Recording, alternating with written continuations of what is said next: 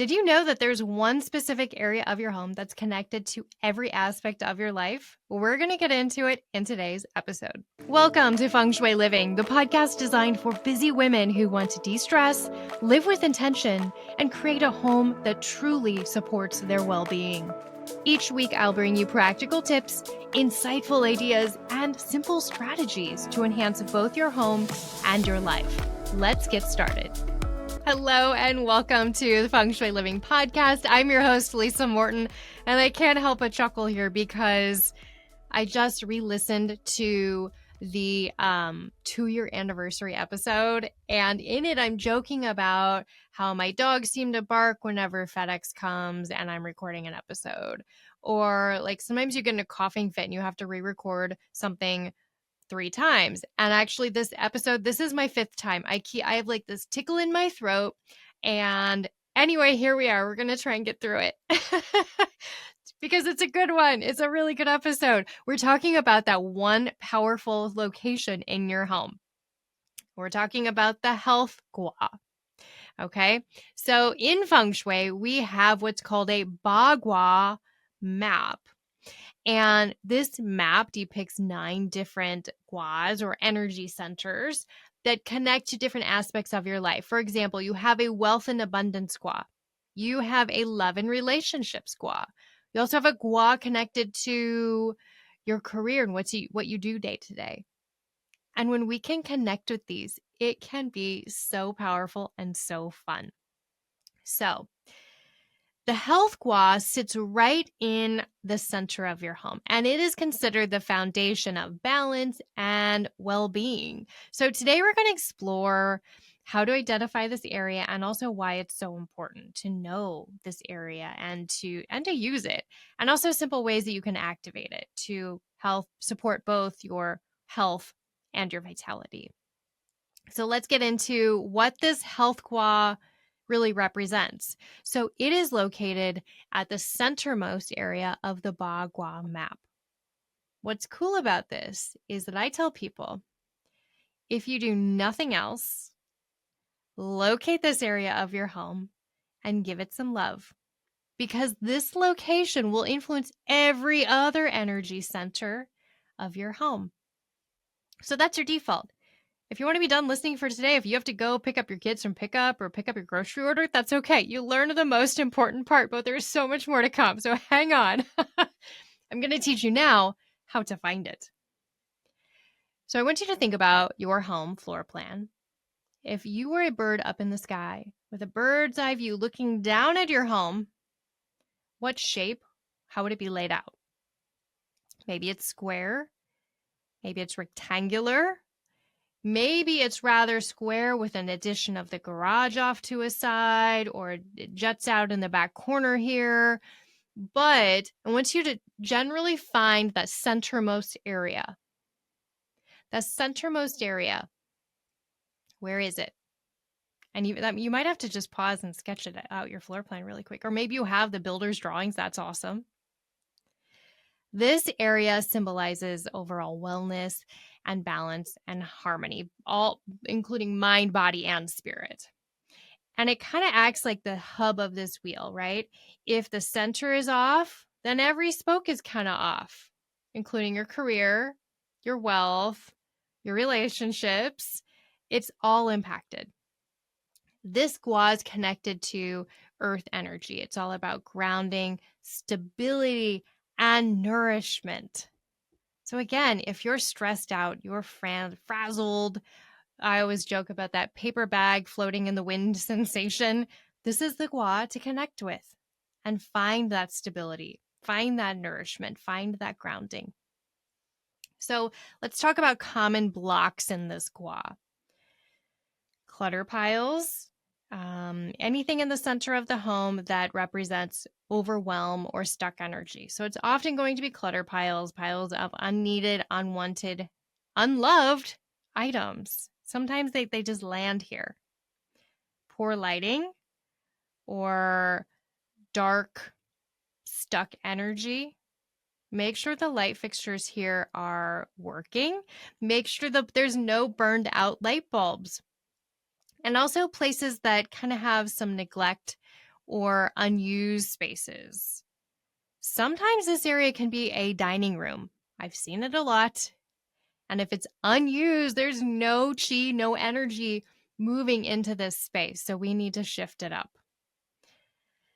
This can also be a landing spot for a lot of mixed stuff.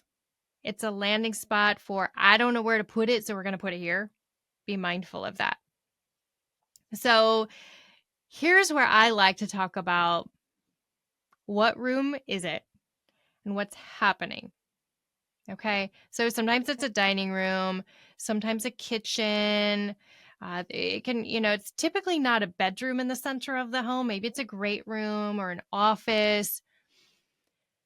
But think about what's happening here, the purpose of this room, and how you can harness this essence of grounding and stability to support that feeling. So in a home that I lived in, it wasn't great. I mean, it was kind of a dining room, stairwell, and part of a pantry. Well, I mean, you can only make it so beautiful. It was not a great pantry. It was a small little pantry. Well, in the pantry, I worked really hard to show abundance and health and wellness. It was filled with really good food, not a bunch of junk food, not a bunch of expired food. And I also made sure that everything showed abundance. So if you got to say there's a row of crackers and there's only 2 left, well, snack on them quickly, or, give them to your kids to snack on and then toss the packaging, right? We don't want to have an empty container of oatmeal in there, right? We want to show abundance. So refresh it and go throughout, clear out the old food, donate something you're not going to use, and clean it up. As for the stairwell, well, it's funny because I just wrote about this in my book. My husband has a knack of piling things on the stairs. And so we had to implement a routine to try and clear off the stairs so there wasn't stuff on the stairwell. I would also make a point to vacuum the carpeting really well and to make sure it was well lit. If the light bulbs would burn out at any time, I would get on that ASAP.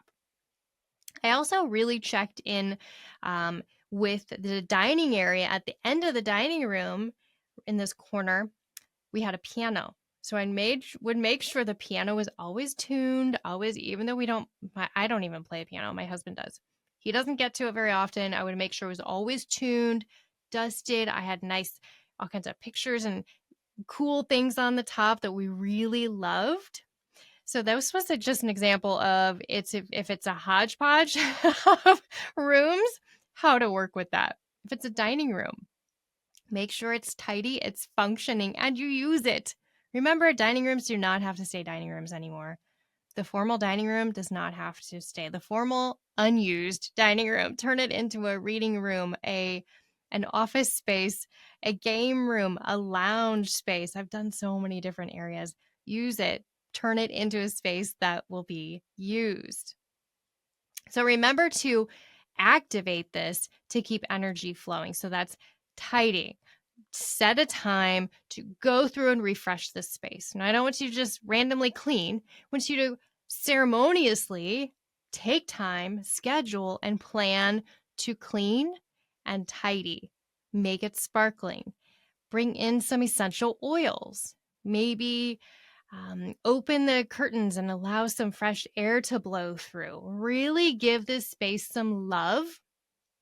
And then I want you to think about the earth element. How can you bring earth into this space? So the earth element of the 5 element system would be great represented through rocks and crystals, clay pottery, the colors of beige, tan, brown, chocolate, those earthy colors.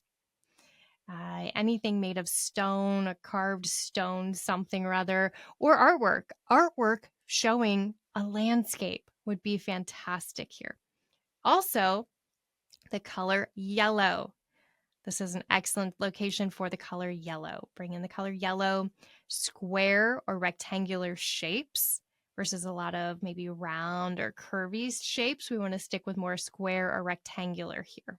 Okay, so just a few ways to infuse energy into this space. And now let's talk about, what does vitality mean to you?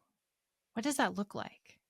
This could be a beautiful, thriving, healthy plant, or maybe some artwork representing balance or a bowl of fresh fruit.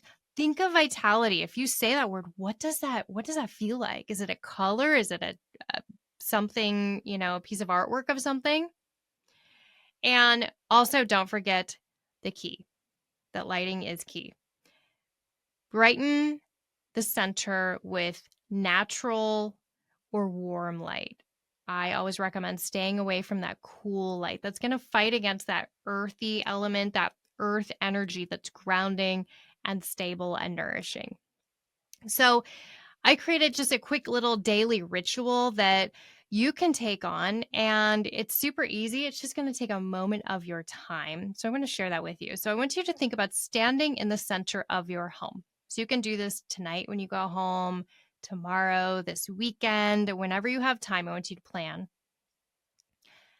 And I want you to go and stand in the center of your home. And then I want you to take 3 big breaths, big belly breaths, filling your belly completely, exhaling it completely. And do this on your own time. Just 3 big, nourishing breaths to reset.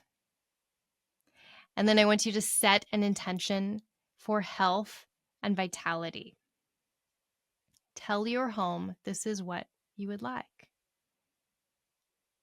Connect with your home. Connect with that spirit, that essence of your home. Okay? Give it some words. Maybe sing to it. Have this beautiful little moment to connect with this area. Remember, it connects to every other gua in the home. So it's so powerful. Give it love. And if you ever get stuck, life isn't maybe flowing the way you want it to, or you're struggling, you're feeling stagnant, go to this location. Go to this location and do this simple, sweet ritual of just standing in the center, take 3 breaths, and ask for its support. Give it love, and you will surely receive it. Remember that the health gua is it's like that heartbeat of the home. When your center feels open and grounded and alive, it's going to radiate out to all the other areas of your life. Remember, you're not only supporting your physical well-being, but also your emotional balance and spiritual flow too. So I would love to know, what is at the center of your home? What is in this energy center? Is it a kitchen? Is it a dining room? A great room? Let me know. Be sure to let me know how it's going for you. And if you have questions, reach out and schedule the free 15-minute discovery call. It's not committing you to anything. We're just going to have a quick conversation and see if I can help you in any way. And I know you will leave with some really good tips and some really good nuggets for your home. All right, friends, I will see you at our next episode. Special thanks to our sponsor, Elevated Living School of Holistic Design and Feng Shui. For more information, head over to the show notes. If you enjoyed this episode, be sure to subscribe, give us a 5-star review, and share this episode with a friend. We'll see you next time.